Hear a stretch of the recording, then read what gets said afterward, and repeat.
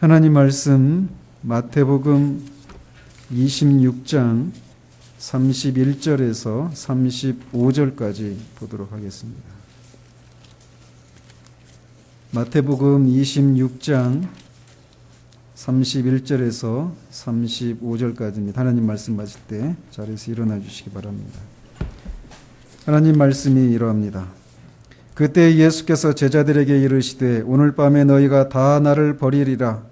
기록된 바 내가 목자를 치리니 양의 떼가 흩어지리라 하였느니라.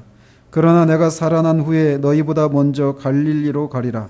베드로가 대답하여 이르되 모두 주를 버릴지라도 나는 결코 버리지 않겠나이다. 예수께서 이르시되 내가 진실로 내게 이르노니 오늘 밤 닭 울기 전에 내가 3번 나를 부인하리라. 베드로가 이르되 내가 주와 함께 죽을지언정 주를 부인하지 않겠나이다 하고 모든 제자도 그와 같이 말하니라. 아멘.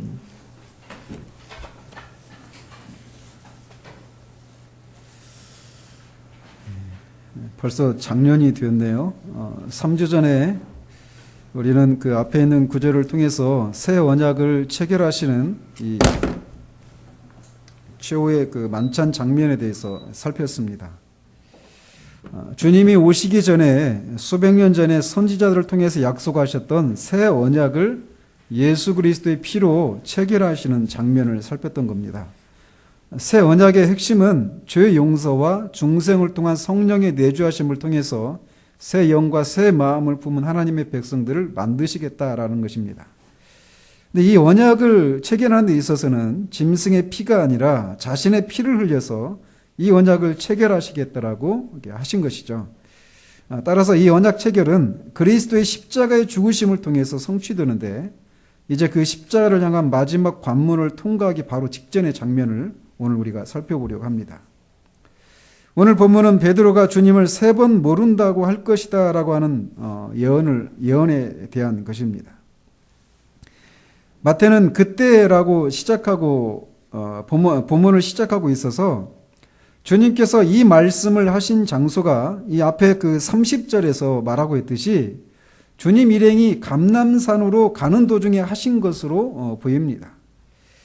그렇지만 이 똑같은 사건을 기록하고 있는 마가, 누가, 요한의 그 기록들을 이렇게 참조하면 아마도 이 말씀은 이 다락방에서 감람산으로 가시는 도중이 아니라 다락방에서 유월절 식사를 하시는 도중에 새 언약을 자신의 피로 맺으신다는 말씀을 하신 후에 하신 말씀이라고 보여집니다. 여러 번 말씀드렸지만 마태는 이 마태복음을 시간의 흐름에 따라서 순서에 따라서 이렇게 기록하고 있지 않아요. 그래서 종종 이렇게 순서를 무시하고 있는데 아마 여기서도 뒤에 예수님의 그 체포 장면 앞에 이 예언을 미리 기록함으로써 예수님의 예언이 장차 어떻게 성취되는가를 이렇게 또렷하게 보여주기 위한 것이더라고 이렇게 보여집니다. 주님은 얼마 전에 다락방에서 있었던 일이란 말이죠. 근데 얼마 전에 이 말씀을 베드로와 11제자들에게 이 말씀을 하시기 전에 이 가룟 유다도 있는 자리에서 12제자를 향해서 너희 중에 하나가 나를 팔 것이다 라고 말씀을 하셨습니다. 우리가 살폈듯이 그 말씀을 들었을 때 모든 제자들이 다 근심하며 나는 아니지요 라고 이렇게 주님께 물었었습니다. 가룟 유다도 자신은 아니지요 라고 물었는데 주님은 가룟 유다가 바로 그 사람이라고 하는 것을 가룟 유다가 알 수 있는 방식으로 말씀을 하시면서 그가 마지막으로 돌이킬 수 있는 그런 기회를 주셨지만 그는 끝내 자신의 탐욕과 그리스도가 자신이 생각하는 그리스도가 아니라는 것에 대한 미움을 품고 주님을 넘기기 위해 제사장들에게로 향했습니다. 그렇게 가룟 유다가 떠난 후에 이 남아있는 11제자들에게 오늘 밤 너희 모두가 나를 버릴 것이다 라고 말씀을 하신 것이에요. 어쩌면 남아있는 이 제자들은 자신들이 주님을 팔지는 않게 될 것이라며 안도의 한숨을 쉬었을지도 모릅니다. 그런데 이번에는 이 남아있는 제자들에게 오늘 밤 너희가 다 나를 버릴 것이다. 앞에서는 너희 중에 하나가 나를 팔 것이다 이렇게 말씀하셨는데 이번에는 너희 모두가 나를 버릴 것이다 이렇게 말씀을 하셨습니다. 문자적으로는 오늘 밤에 너희가 나 때문에 걸려 넘어질 것이다. 즉 실족할 것이다. 이렇게 말씀하신 거예요. 즉 주님은 가룟 유다의 적극적인 배신과는 다르지만 나머지 11 제자들도 주님을 버리는 소극적인 배신을 할 것을 예언하고 계신 것입니다. 아마도 이런 말씀을 들었을 때 제자들은 다시금 마음에 염려하는 마음이 들었고 그들의 마음이 편치 않았을 것입니다. 그러시면서 주님은 제자들이 주님을 이렇게 모두 버리게 되는 일이 우연히 일어나는 일이 아니라 이미 구약에 예언되었던 것이 이루어지는 것이다라고 말씀하시면서 스가랴서 13장 7절에 이 말씀의 일부를 자의적으로 인용하고 계십니다. 내가 목자를 치리니 양의 떼가 흩어지리라.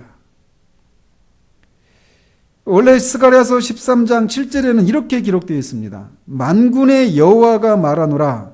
가라 깨어서 내 목자 내 짝된 자를 치라. 목자를 치면 양이 흩어지려니와 작은 자들 위에는 내가 내 손을 들이우리라. 나중에 스가랴서를 강의할 날이 올 것인데 스가랴서는 온통 예수 그리스도를 통한 구원의 복음으로 가득 찬 성경입니다. 구약의 복음서라고 불려지는 성경이 스가랴서예요. 근데 그 스가랴서 13장 7절을 이렇게 살펴보면 만군의 여호와가 말하노라. 가라 깨어서 내 목자 내 짝된 자를 치라. 목자를 치면 양이 흩어지리라. 이렇게 되어 있는데 여기서 목자를 칼로 치는 자가 이 문맥상 누구입니까? 바로 하나님 자신이십니다.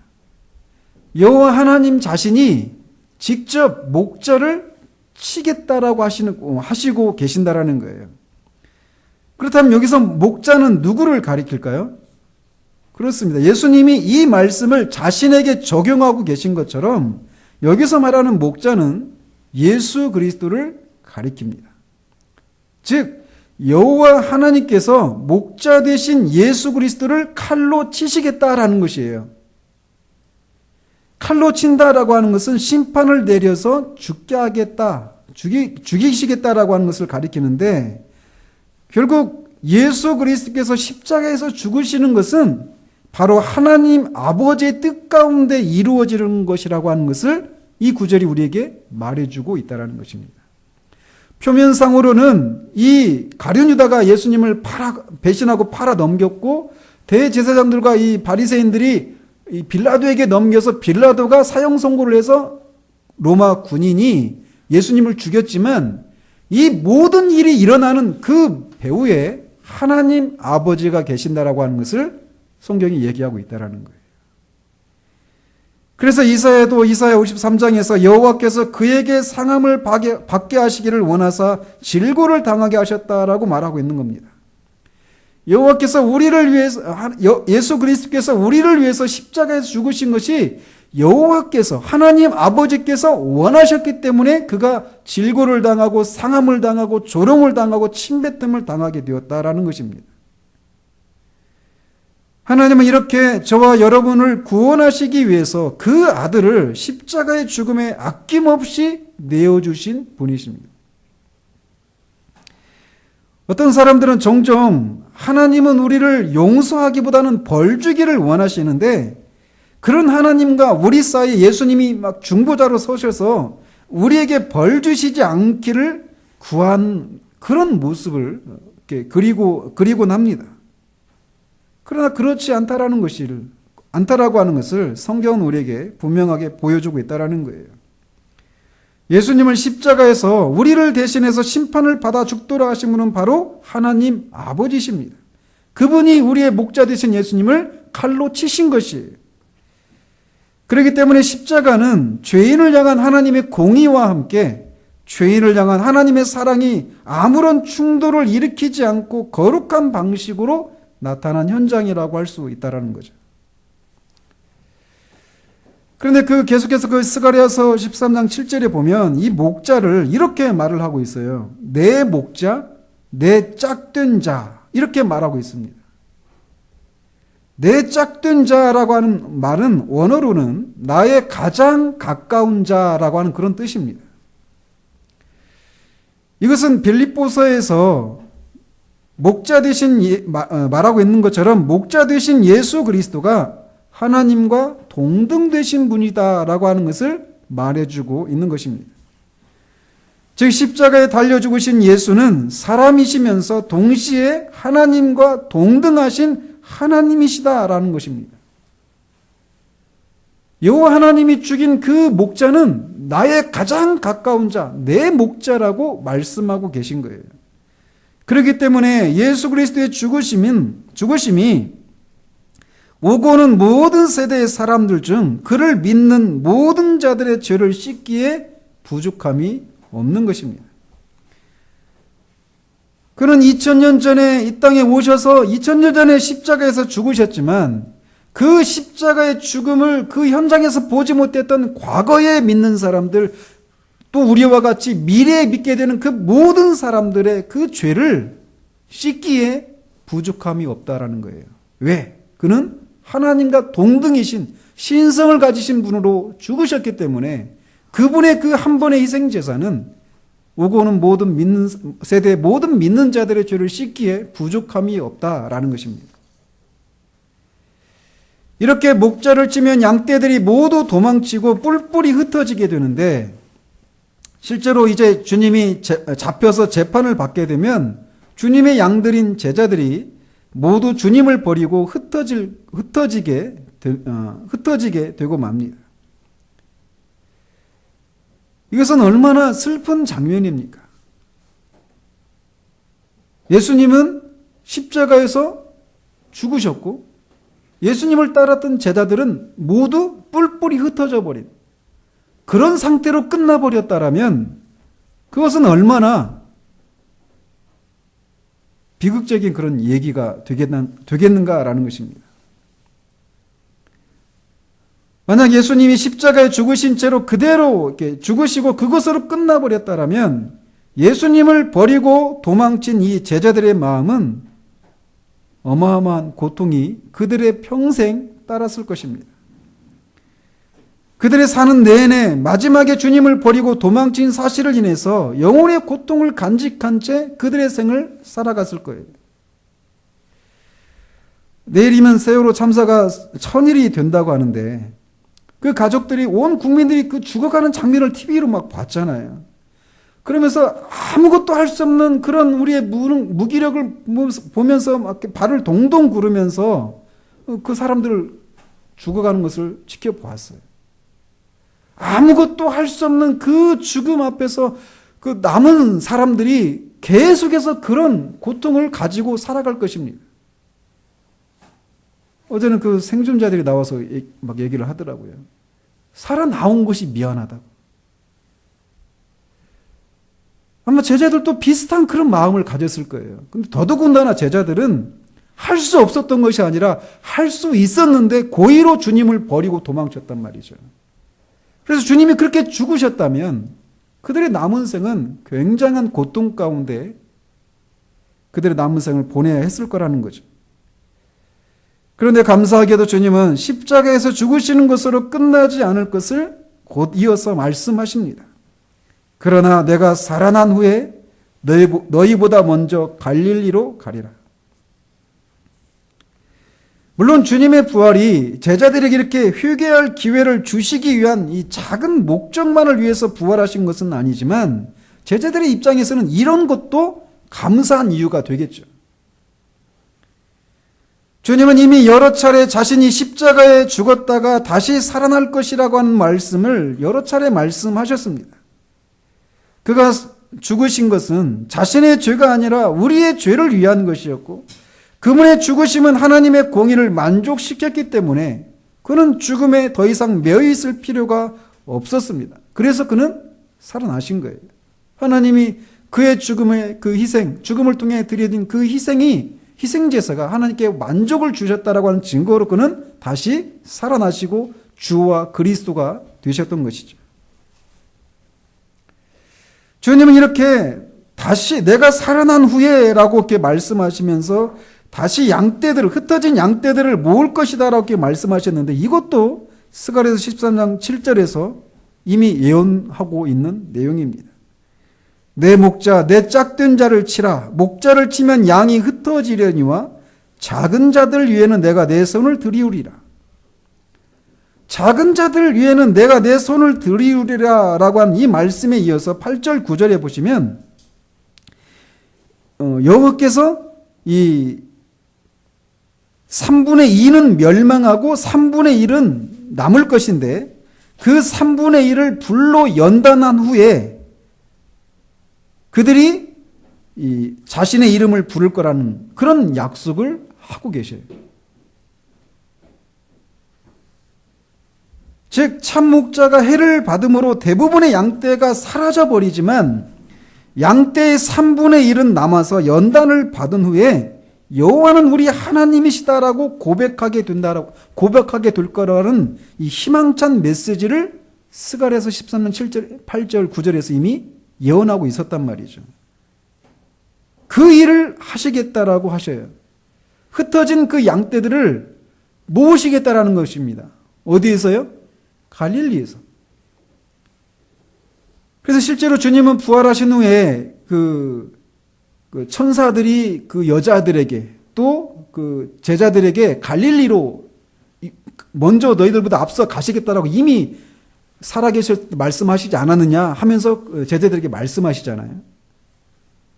이 갈릴리는 주님과 이 11 제자들의 고향이었습니다.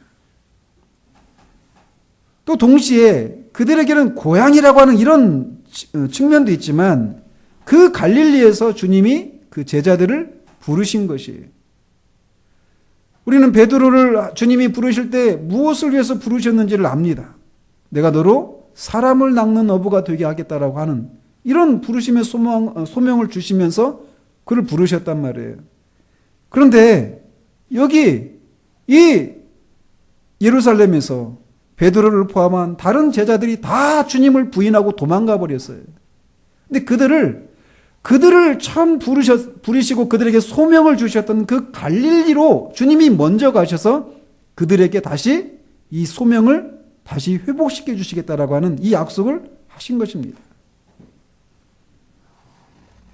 이들이 분명히 실패할 것이지만 그 실패한 이 제자들을 다시금 회복시키시고 주님이 그리스도이시고 주라고 하는 이 복음을 전하는 증인으로 세우시겠다라고 하는 약속을, 이 확신을 미리 주고 계신 거예요. 이렇게 오늘 밤에 주님께서 이렇게 오늘 밤에 너희 모두가 나를 버릴 것이다 라고 하는 말씀을 하시자 주님과 달리 자신이 장차 어떤 일을 할지 모르는 베드로는 그의 성격을 따라서 모두 주를 버릴지라도 나는 결코 버리지 않겠나이다 라고 대답을 합니다. 베드로가 이렇게 대답한 것은 거짓된 마음에서 한 것이 아니었습니다. 그는 분명 이 진실한 마음에서 이런 말을 했습니다. 그는 정말 주님을 사랑했고 주님을 위해서 기꺼이 자신의 목숨까지도 버리고자 하는 충성된 마음에서 이런 말을 했던 것입니다. 그러나 그는 몇 가지 점에서 마땅히 알아야 할 것을 알지 못한 채 이런 대답을 했고 그래서 이 대답을 실제로 지키지 못하는 그런 실패를 하고 맙니다. 그가 마땅히 알지 못했던 것들은 이런 내용들입니다. 즉 그에게 부족했던 것은 이런 거라는 거죠. 첫 번째로 그는 예수님의 말씀을 믿지 않았다라는 것입니다. 하나님은 목자를 치실 것이고 목자를 치면 양들이 흩어질 것이다 라고 하셨지만 그는 여전히 목자가 침을 당하는 이런 일이 일어나서는 안 된다라고 생각하고 있었어요. 앞에 마태복음 16장에서 처음으로 주님이 자신이 장로들에게 넘겨져서 죽게 될 것이다. 그리고 다시 살아날 것이다. 이런 말씀을 하셨을 때 우리는 베드로가 어떻게 행동했는지 압니다. 이런 일이 절대로 일어나서는 안 됩니다. 라고 하면서 주님을 붙잡고 주님을 만류했어요. 그러나 이때까지도 베드로는 주님에게 그런 일이 있어서는 안 된다라고 생각을 했던 것이죠. 그래서 이 나중에도 보면은 이 주님을 잡으러 왔을 때까지도 그는 막 칼로 그 종의 귀를 치는 일을 했던 거죠. 또 그렇게 목자를 치면 양떼가 흩어질 것이다 라고 했지만 그는 하나님의 말씀보다 자신을 더 믿었습니다. 자신은 결코 주님을 놔두고 도망치지 않을 것이라고 호언장담을 했습니다. 주님은 사람을 아시거든요. 사람의 속에 있는 것까지 다 아신단 말이죠. 근데 그 주님이 너희들이 다 나를 버리고 도망갈 거다라고 한 이런 말씀을 했을 때 베드로는 주님보다 자기가 자기 자신을 더 잘한다라고 하는 듯이 자신은 그렇게 하지 않을 것이라고 자신만만하게 장담을 했던 것입니다. 이렇게 그는 주님의 말씀을 믿지 않았어요. 하나님이 목자가 침을 당하는 일이 있어야 된다라고 하는 이 일이 있을 것이다라고 하는 이 말씀이 이루어져서는 안 된다라고 하는 이런 어떻게 보면 주제넘은 생각이었죠. 그런 생각을 했고 주님보다 자기가 자기 자신을 더 잘한다는 듯이 그렇게 자신만만했다라는 것입니다. 또 이 베드로의 이 대답 속에는 다른 사람보다 자신이 더 용감하고 주님을 더 사랑한다라고 하는 우월하고 교만한 생각을 품고 이런 대답을 한 것입니다. 모두 주를 버릴지라도 나는 결코 버리지 않겠나이다. 이 개역 한글판에서는 이렇게 결코 버리지 않겠나이다 이렇게 되어 있는데 개역 성경에는 오늘 밤에 버리지 않겠나이다. 언제든지 버리지 않겠나이다 이렇게 되어 있습니다. 결코가 아니라 언제든지 이 두 가지로 다 사용할 수 있어요. 방금 전에 주님이 오늘 밤에 나를 버릴 것이다 이렇게 말씀하셨는데 베드로는 오늘 밤뿐만 아니라 언제든지 버리지 않겠습니다 이렇게 대답을 하고 있는 거예요. 여기 있는 다른 제자들은 혹시 주님을 버릴지 모르지만 나는 언제든지 결코 주님을 버리지 않겠습니다.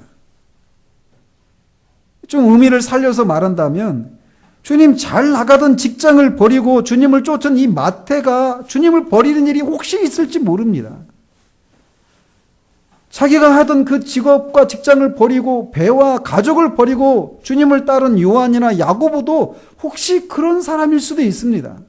아니, 제 동생 안드레도 주님을 버리는 일이 있을지 모르겠습니다. 그렇지만 나 베드로는 결코 주님을 버리지 않겠습니다. 이렇게 말하고 있는 거예요.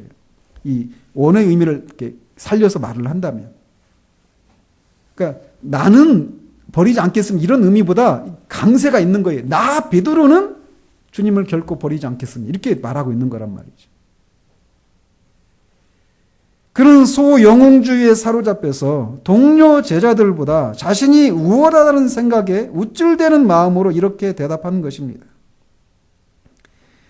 그의 이런 생각의 뿌리에는 다른 사람들의 신앙에 대해서 냉소적인 생각을 가지고 있고 자신은 그들보다 더 우월한 신앙을 소유했다라고 하는 그런 마음에서 이런 대답을 하고 있는 것입니다.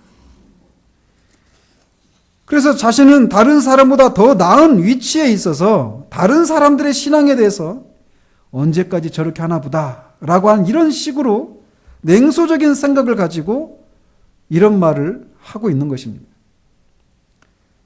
그러나 언제나 지나친 자만과 자부심을 품은 사람은 다른 사람보다 더 요란하게 넘어지기 마련입니다. 따라서 우리는 주님께 어떤 것도 자신 있게 말하지 말아야 합니다. 우리가 할 것은 다만 우리를 시험에 들게 하지 마옵시고 다만 악에서 구하옵소서. 이것이 우리가 해야 될 기도의 전부예요. 우리 중 어느 누구도 이 기도가 필요하지 않은 사람은 없습니다. 그러나 우리도 모르게 종종 다른 사람이 죄를 짓고 넘어진 모습을 보면서 우리 안에서 나는 저 사람보다 낫다는 생각을 품은 채 그 사람을 바라보기가 얼마나 쉬운지 모릅니다. 그런 생각의 뿌리에는 나는 저 사람과 다르다라고 하는 생각이 자리하고 있는 거예요. 때로는 주님은 그런 우리를 낮추시기 위해서 넘어짐을 허용하시기도 하십니다. 실제로 베드로는 이렇게 호언장담했지만 실패했고 나중에 요한복음에서 주님이 이 부활하신 주님을 만나고 주님이 세 차례에 걸쳐서 그에게 질문하잖아요. 요한의 아들 시몬아, 네가 다른 사람들보다 나를 더 사랑하느냐? 정확하게 이것을 다시 일깨우고 계신 거예요. 나는 다른 사람들보다 더 주님을 더 사랑하고, 나는 다른 사람들보다 더 용기 있고, 나는 다른 사람들보다 더 주님께 끝까지 충성하겠습니다. 근데 주님이 그렇게 정확히 물어보시는 거예요. 네가 다른 사람들보다 나를 더 사랑하느냐? 그 연거푸 묻는 그 질문에 그는 근심합니다. 예전 같았으면 그걸 말이라고 합니까? 라고 했을 거예요. 그러나 그는 그렇지 않습니다. 실패를 통해 자신의 실상을 보고 주님 앞에 마음이 깨뜨려진 것입니다. 따라서 우리는 성경을 읽으면서 겸비한 마음으로 읽어야 합니다. 교만은 패망의 앞잡이라고 말을 합니다.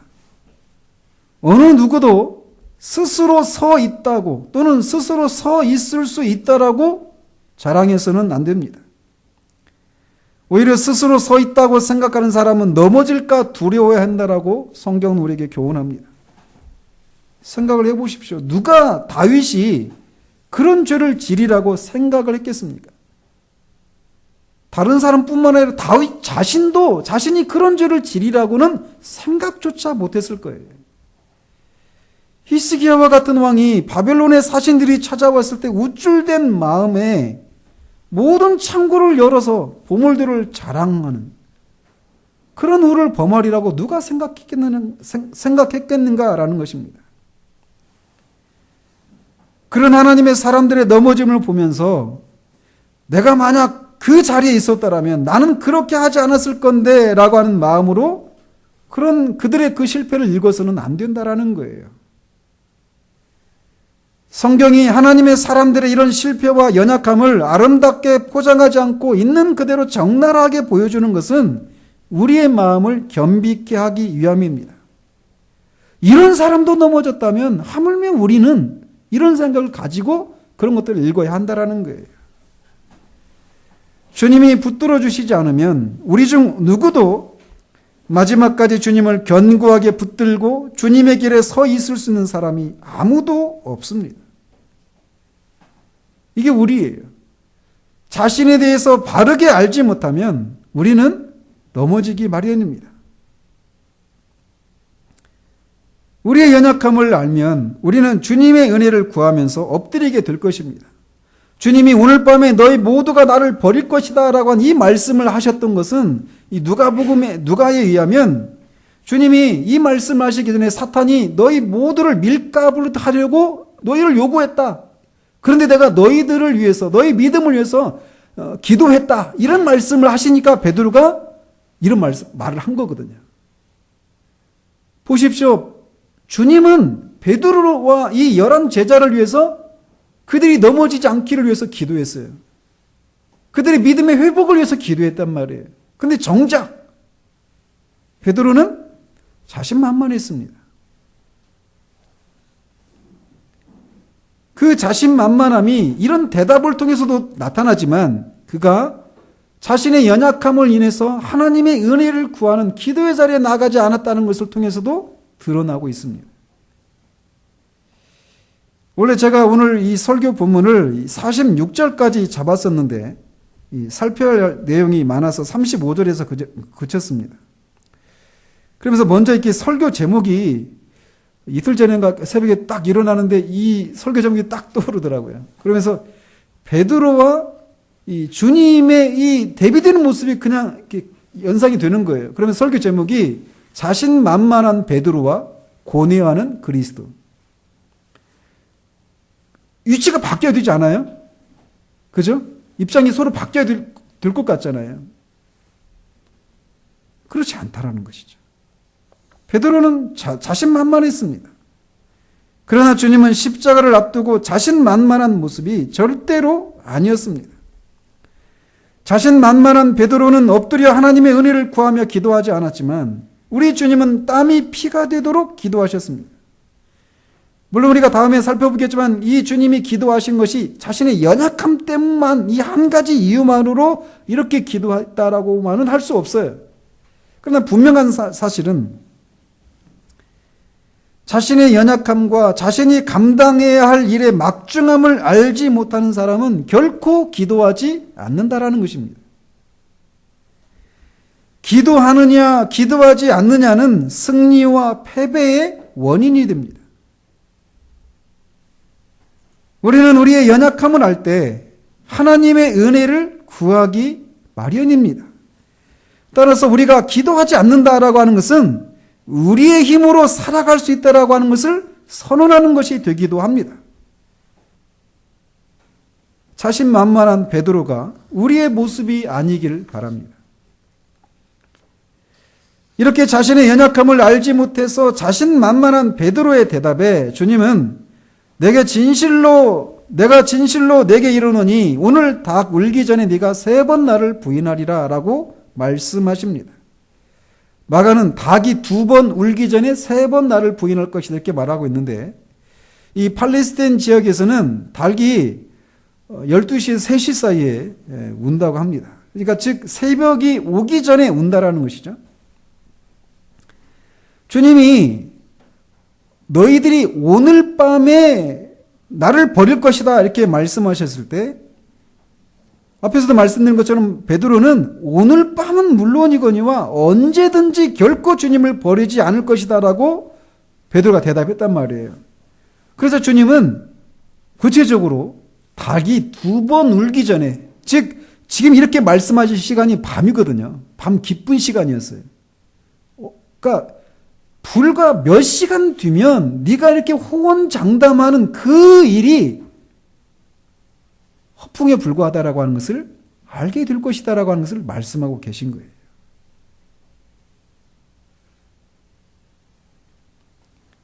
닭이 운다라고 하는 것은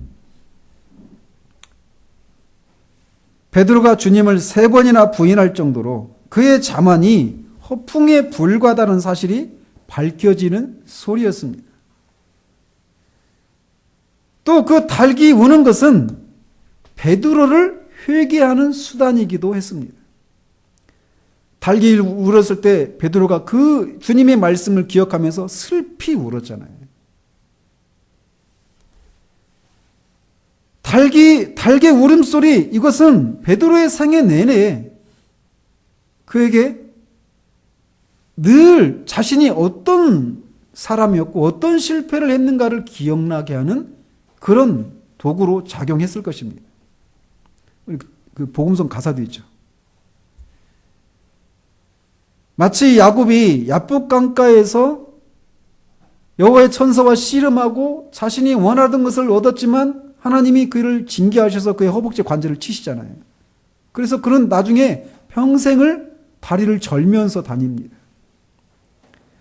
그는 다리를 절고 있는 자신의 모습을 볼 때마다, 기억날 때마다 하나님이 자신을 치신 것을 기억하게 될 거예요. 마찬가지로 베드로는 이후에 닭이 우는 소리를 들을 때마다 자신의 자만과 그로 인해 넘어졌던 쓰라린 기억을 상기하며 겸비하게 되어졌을 거예요. 따라서 종종 우리는 우리가 전에 어떤 사람이었는가를 기억할 필요가 있습니다. 베드로가 마음이 한껏 높아졌다가도 닭이 울면 자신의 그 옛날에 그것들을 기억하고 다시 겸비해질 수 있는 것처럼 우리도 하나님의 은혜가 아니었다면 우리가 어떤 사람이 되었을지를 잊은 채 우리의 마음이 부유해질 때마다 그렇게 우리의 마음을 낮추는 기제로 작용하는 그 기억들을 되살릴 필요가 있다는 것입니다. 주님이 베드로에게 이렇게 강력하게 경고를 했지만 그의 자만은 수그러들지 않고 오히려 더욱 커져갔습니다. 그래서 그는 대답하기를 내가 주와 함께 죽을지언정 주를 부인하지 않겠나이다라고 답을 합니다. 죽음이 우리에게서 멀 때는 얼마든지 이렇게 말할 수 있습니다. 그러나 사람이 막상 죽음을 맞닥뜨리면 그렇게 되지 않아요. 우연찮게 오늘 오면서 집사람하고 그런 얘기를 이렇게 하게 됐는데, 막 돌을 닦고 하는 사람, 인생에 대해서 관조한, 죽음이나 삶이나 이 문제에 대해서 완전히 관조한, 이 돌을 닦은 그 사람이 막상 죽으려고 하니까 막 오줌을 싸고 두려움에 떠는 거예요. 죽음이 우리에게서 멀 때는 내가 죽기까지 주님을 위해서 하겠다, 이런 고백을 할 수 있어요. 그러나 죽음이 진짜 우리 눈앞에 올 때 우리는 우리의 힘으로 그것을 극복해낼 수가 없어요.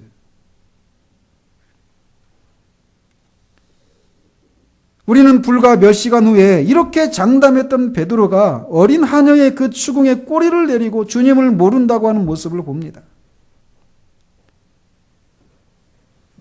주님과 함께 죽을지언정 내가 주님을 부인하지 않겠습니다. 그 기계를 보였던 베드로. 그러나 몇 시간 후에 그 하녀가 너도 한편이지? 얘기를 들었을 때 아니라고 극급 완료하는, 부인하는 그 초라한 베드로.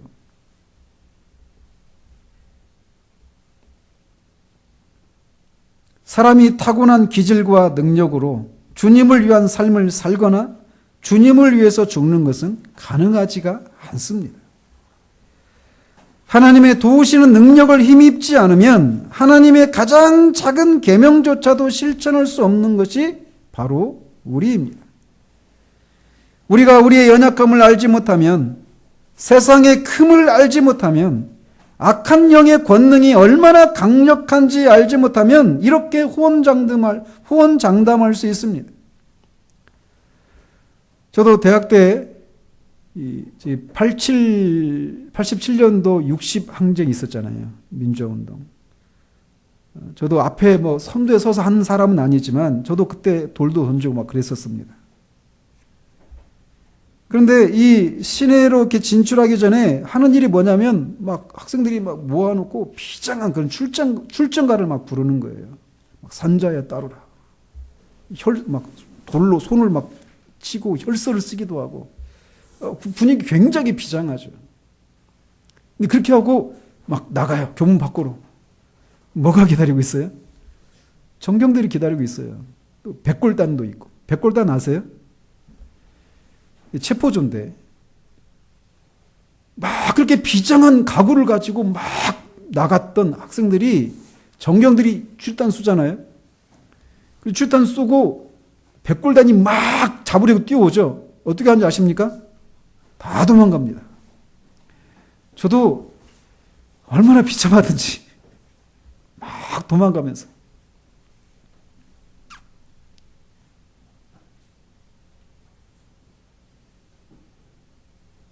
세상 앞에 서 있는 우리들의 모습도 이와 같아요. 우리의 타고난 기질과 우리의 타고난 능력으로 세상과 더불어 싸우려고 하고 사단을 이기려고 하면 우리는 이렇게 쥐르탄과 백골단 앞에서 산산이 흩어져 버리는, 도망쳐 버리는 그런 모습을 보일 수밖에 없다는 것입니다. 기도는 우리의 힘만으로 이런 싸움을 싸울 수 없다는 신앙의 고백입니다. 하나님은 지금도 전심으로 자신을 의지하는 자들을 온 땅을 두루 찾아 다니시고 그들을 위해서 능력 베푸시기를 기뻐하시는 분이십니다. 기도를 통해 하나님이 공급하시는 신적인 능력이 우리로 하여금 주님을 위한 싸움에서 용기 있게 맞서게 하고 승리하게 하는 것이에요. 다음 주에 살피겠지만 베드로와 주님의 차이는 전능하신 하나님께 기도하느냐 기도하지 않느냐의 차이입니다. 주님은 기도하셨지만 베드로는 깊이 잠이 들었어요. 그리고 그 결과는 승리와 패배로 나뉘었습니다. 그런데 우리가 베드로만 뭐라고 할 것은 아니에요. 왜냐하면 주님의 이 죽음의 자리에게까지 따라가고 주님을 결코 부인하지 않겠다라고 호언장담했던 것은 베드로만이 아니라 다른 제자들도 그렇게 했다라는 것입니다. 그러나 그들 모두 한결같이 주님을 버리고 도망쳤습니다. 만약 베드로를 포함한 다른 제자들이 자신들의 연약함을 알았다면, 자신들이 앞으로 어떤 실패를 할지를 알았다면 그들은 분명 하나님 앞에 은혜를 구하며 나아갔을 것입니다. 마찬가지로 우리 중에도 만약 내가 앞으로 어떤 실패를 할지 안다면 미리 주의를 하고 사전에 그것을 대비할 텐데 라고 하는 생각을 할 수 있습니다. 그런데 이 제자들이 장래의 일, 불과 몇 시간 뒤의 일도 모르는 것처럼 하나님은 우리의 장래의 일들을 우리에게 감추어 놓으셨어요. 감추어진 일은 우리 하나님 여호와께 속하였거니와. 하나님께서 장래의 일을 우리에게 감추어 놓으신 것은 우리로 하여금 범사에 하나님을 의지해서 살아가도록 하기 위함입니다.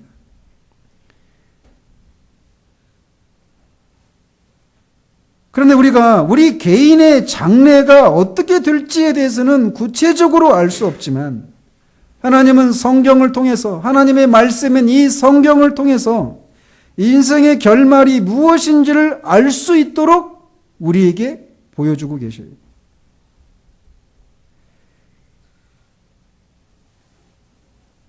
우리가 얼마나 연약한 자들인지를 여러 실패한 인생들의 삶을 통해 우리에게 교훈하고 계신다라는 거죠. 그래서 사도 바울은 구약의 이스라엘 백성들의 여러 가지 실패들을 아는 사람들로 하여금 그들이 우상숭배했던 것처럼 우리는 우상숭배하지 말자. 그들이 여호와 하나님을 시험하고 그들이 그렇게 심판을 받았던 것처럼 우리도 하나님을 시험하지 말자. 이렇게 하면서 과거의 그 실패 사례들을 보면서 우리는 그렇게 하지 말자라고 하는 이런 교훈을 주고 있습니다. 마찬가지로 우리는 베드로와 다른 제자들의 이런 실패를 통해 우리도 겸비하게 우리 자신을 돌아보아 하나님의 은혜를 구하는 자리로 나아가야 합니다. 우리는 올해를 시작하면서 이 한 해는 보이는 대로 느껴지는 대로 살지 않고 하나님과 하나님의 언약을 붙들고 믿음의 선한 싸움을 싸우면서 산지와도 같은 우리의 삶을 이기는 삶을 살기를 소망하며 시작을 했습니다. 그리고 우리가 지금 8일째를 살고 있습니다. 이 한 주간 어떻게 사셨습니까? 우리가 소망한 대로 이 한 주간 사셨습니까? 보이는 현실은 우리를 낙담하게 하지만 그런 상황을 보면서 우리 마음이 떨어지려고 할 때마다 그 보이는 현실 너머에 계신 하나님과 그분의 약속을 기억하면서 그분을 붙들며 이기는 삶을 살았는가 묻고 있습니다. 이런 삶은 이런 삶을 살아야 되겠다 소망하는 것으로 되어지지 않습니다. 매 순간순간마다 이 말씀을 기억하고 연습을 하는 것이 필요해요.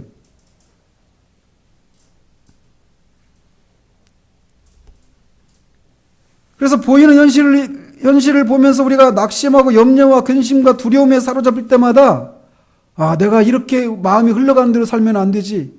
이 보이는 현실을 넘어 계시는 이 현실을 붙들고 계신 하나님을 기억하고 그 하나님께 우리의 상태를 정직하게 아뢰고 하나님의 도우심을 구하는 이런 연습을 통해 그런 삶을 살아나게 된다는 것이죠.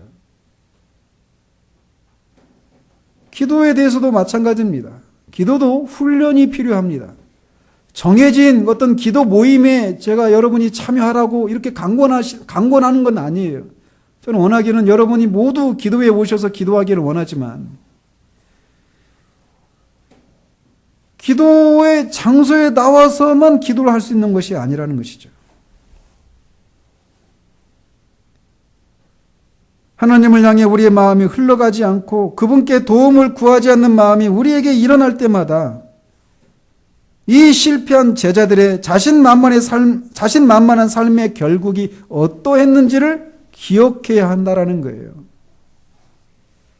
매 순간 하나님을 기억하는 훈련을 해야 합니다. 연습과 훈련이 필요한 거예요. 이런 것은 자동적으로 우리에게 주어지는 것이 아니다라는 것입니다. 매 순간마다 우리의 연약함과 필요를 정직하게 아뢰는 이런 훈련들이 우리 가운데 필요하다라는 것이죠. 마지막으로 저는 베드로를 포함한 이 11 제자들이 주님을 부인할 것이다 라고 하는 이 말씀을 하고 계신 이 장면이 저한테는 큰 위로가 되고 있는 모습이 하나 있습니다. 주님은 이렇게 다 하셨어요. 제자들이 다 자기를 버리고 도망갈 것이라고 하는 것을, 부인할 것이라고 하는 것을 아셨습니다. 그렇지만 그들을 내쫓지 않으신다라는 거예요. 바로 이런 제자들을 위해 십자가에서 죽으시는 겁니다. 앞에서도 말씀드렸지만 주님은 바로 이런 제자들을 위해 자신의 피를 흘려 새 언약을 맺으시고 그들의 죄를 용서하시고 그들에게 성령을 주어 새 영과 새 마음을 품어 하나님의 뜻에 순종하는 하나님의 백성 삼으시려고 하시는 것이에요. 제자들은 이미 주님의 양들이었습니다. 그러나 그들은 곧 주님을 배반하고 모두 도망칠 사람들이었어요. 주님은 그것을 이미 아시는데도 바로 그런 제자들을 위해 기꺼이 자신의 목숨을 내어주시는 것입니다. 우리는 시간을 살아가는 존재들이기 때문에 시간이 흐른 뒤에야 우리들이 어떤 사람들인지를 깨닫게 됩니다. 베드로는 두세 시간 후에야 내가 이것밖에 안 되는구나 라고 하는 것을 그제서야 깨달았어요. 시간이 흐른 다음에서야 자신이 어떤 사람인가를 깨달았단 말이죠. 그런 것처럼 우리가 넘어지고 실패한 후에야 우리 자신들에게 실망하고 내가 이것밖에 안 되는구나 라고 하는 생각을 하게 된다는 것이죠. 그런데 그런 생각을 하게 될 때 내가 이것밖에 안 되는구나, 그래서 이것밖에 안 되는 삶을 살아서 주님의 마음을 아프게 해드렸구나, 이런 생각이 우리 가운데 일어날 때 우리는 주님 앞에 나아갈 담대함을 잃어버리기 쉽습니다.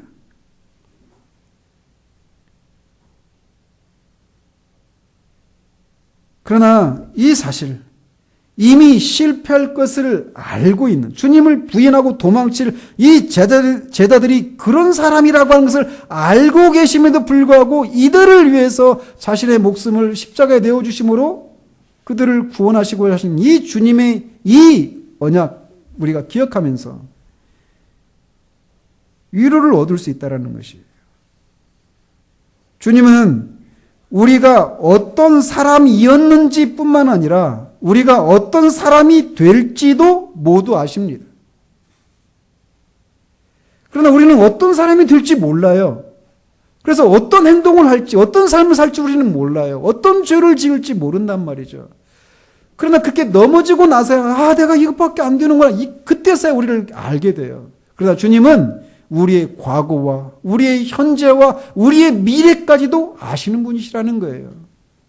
그래서 그렇게 과거에 우리가 지었던 죄, 현재 우리가 짓고 있는 죄, 미래에 우리가 짓고 있는 그 죄까지도 다 아십니다. 그럼에도 불구하고 그런 우리를 위해서 십자가에서 그의 생명을 내어주신 거예요.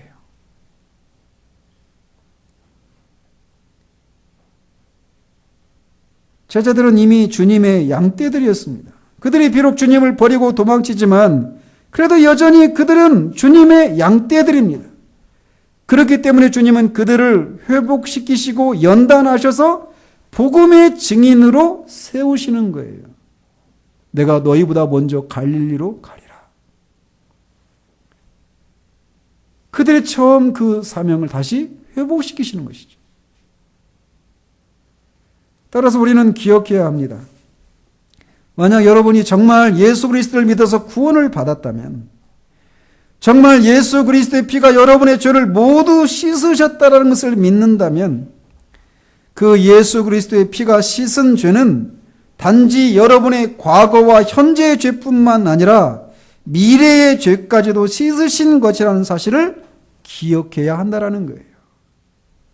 이게 바로 믿음입니다. 우리는 이 제자들처럼 종종 넘어집니다. 아니, 훨씬 더 많이 넘어집니다. 그럴 때마다 우리는 이 사건을 기억할 수 있어야 돼요.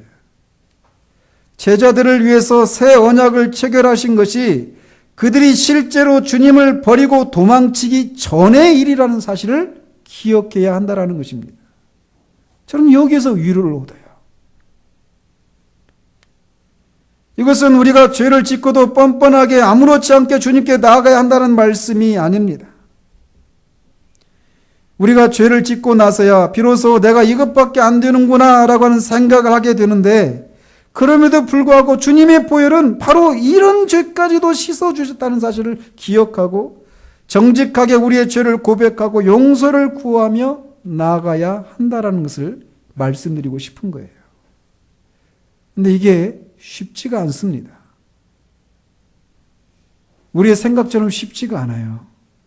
내가 이것밖에 안 되는구나 라고 하는 것을 깨닫게 됐을 때 우리는 너무나도 본성적으로 우리의 그 실패를 보상하고자 하는 그런 행동을 취하기 마련입니다. 이것밖에 안 되는 나를 주님이 이것밖에 안 되는구나 라고 하는 것을 깨닫기 전에 나를 사랑하셨던 것처럼 여전히 나를 사랑하실까? 이런 생각을 쉽게 하지 못한다라는 거예요.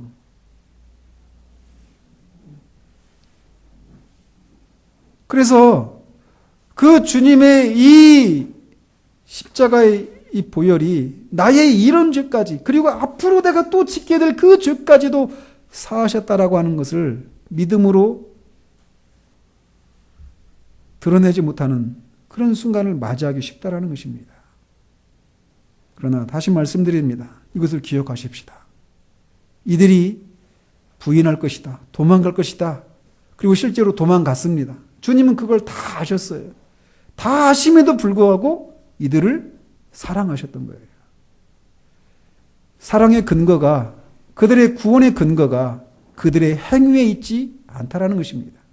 사랑받을 만한, 구원받을 만한 조건과 근거가 있어서 그를 사랑하시고 구원하신 것이 아니라 전적으로, 무조건적으로 하나님의 은혜로 먼저 사랑하신 그 사랑으로 그들을 사랑하셨다라는 거예요. 그 사실을 우리가 실제적으로 맛보게 될 때 우리는 우리를 얽어매고 있었던 죄를 이길 수 있는 힘을 거기서 얻게 되는 거예요. 베드로가 나중에 어떻게 되는지 아시죠? 여전히 자기를 사랑하는, 이렇게 실패했는데 그런 나를 여전히 사랑하시는 그 주님의 사랑을 알고 기꺼이 이제 주님을 위해서 자신의 목숨을 내어줍니다. 주님이 우리를 사랑하신 것은 우리가 내가 이것밖에 안 되는구나 라고 하는 사실을 알게 되기 전에도 이미 시작되었던 사실, 이것들을 늘 기억하고 언제나 그 주님의 그 보혈의 공로를 힘입어서 하나님 앞에 담대하게 나가는 그런 우리들이길 바랍니다. 기도하겠습니다.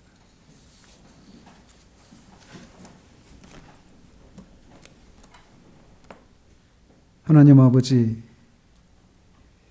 우리가 누구인지를 알지 못하면 이 베드로와 다른 제자들처럼 자신만만하고 주님을 위해서 기꺼이 우리의 모든 것을 내어주겠노라고, 우리의 목숨까지도 내어주겠노라고 그렇게 말할 수 있는 사람들입니다. 그러나 어느 누구도 우리의 타고난 기질과 능력과 지혜로 주님을 위해서 살 수도, 주님을 위해 죽는 것은 더욱더 불가능함.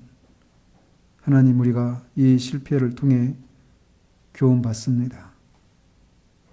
그러므로 우리가 하나님의 은혜가 아니면 어느 누구도 온전히 서 있을 수 없는 존재들인 것을 알고 늘 주님을 붙들고, 주님의 은혜가 아니면, 주님의 도우시는 신적인 능력이 아니면 주님의 백성다운 삶을 한 걸음도 살아낼 수가 없습니다라고 하는 그런 고백을 기도를 통해 증거하는 우리들 될 수 있도록 주님 도우시옵소서.